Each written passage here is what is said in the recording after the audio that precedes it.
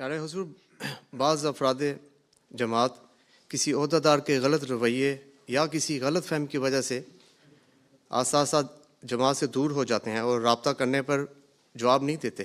ان کو دوبارہ نظام سے جوڑنے کے لیے کیا طریق اختیار کرنا چاہیے؟ پہلی بات عہدیداروں کی اصلاح ہے. ٹھیک ہے، عہدیدار اپنی اصلاح کریں، اور پھر ایسے جو لوگ دور ہٹے ہوئے ہیں ان سے، جن عہدیداروں کے تعلقات ٹھیک ہیں ان سے رابطہ پیدا کریں.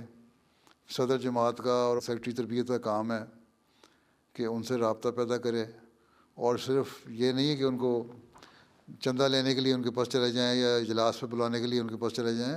ذاتی تعلق پیدا کریں ان سے، اور جب ذاتی تعلق پیدا ہوگا تو پھر ان کو سمجھائیں بھی کہ تم نے احمدیت قبول کی تھی، یہ جماعتی نظام میں آئے تھے اس لیے کہ اللہ تعالیٰ نے فرمایا تھا کہ اس زمانے میں جب امام مہدی آئے گا تو اس کو مان لینا. آن وسلم نے فرمایا تھا اس کو مان لینا اور اس کی جماعت میں شامل ہو جانا.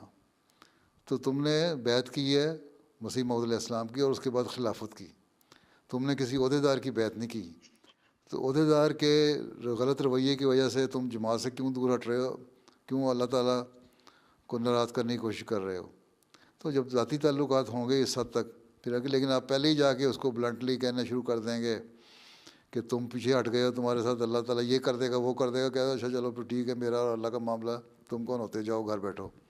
تو اصل چیز یہی ہے کہ اگر یہ پتہ لگے کہ عہدیداروں کی وجہ سے ہے تو پھر عہدیداروں کا بھی کام ہے کہ اپنی اصلاح کریں، اور عہدیدار ان کی اصلاح کے لیے کوشش کریں، چاہے خود رابطہ کر کے کوشش کریں یا کسی ایسے شخص کے ذریعے سے جن سے ان کے اچھے تعلقات ہیں اس کے ذریعے سے اس کو سمجھانے کی کوشش کریں کہ جماعت سے دور ہٹنے کی کوئی دلیل نہیں ہے. اگر تمہیں ناراضگی ہے تو عہدیدار سے ہے، نہ کہ جماعت سے.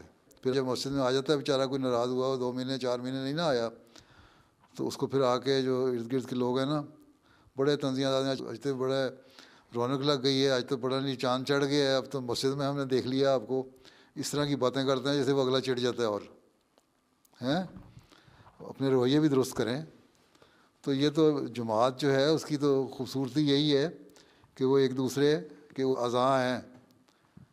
اگر یہ احساس پیدا ہو جائے کہ ایک اس میں جب تکلیف ہوتی ہے تو دوسرے سارے جسم پہ اس کا اثر ہوتا ہے، تو اگر یہ سوچ پیدا کریں گے تو وہ ہو جائے گا. نہ یہ کہ اگر کسی کی اصلاح ہو گئی ہے، آ گیا ہے، یا کسی کے سمجھانے پہ آ گیا ہے تو اس کو اتنا طنز کریں اور اس کو ایسی نظروں سے دیکھیں کہ وہ اگلا دن بیچارہ دوبارہ دوڑ جائے، اگلا جمعہ ہی نہ پڑے وہ. پھر یہ رویے ٹھیک کرنے پڑیں گے آپ کو، اور یہ روح پیدا کریں کہ ہم نے آپس میں بھائی بھائی بن کے رہنا ہے.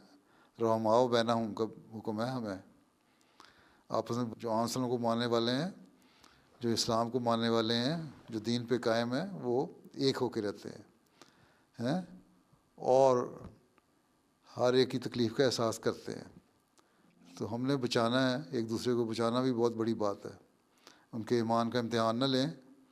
عہدیداروں کا بھی کام ہے اپنی اصلاح کریں اور خدمت دین کو ایک فضل الہی جانیں، نہ یہ کہ ہمیں عہدہ مل گیا تو ہم پتہ نہیں کوئی چیز بن گئے ہیں. کوئی چیز نہیں بنے.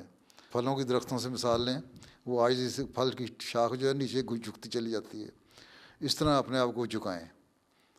تو پہلی اصلاح تو عہدیداروں کی ہے. عہدیدار اصلاح کر لیں گے تو لوگ آپ ہی ٹھیک ہو جائیں گے.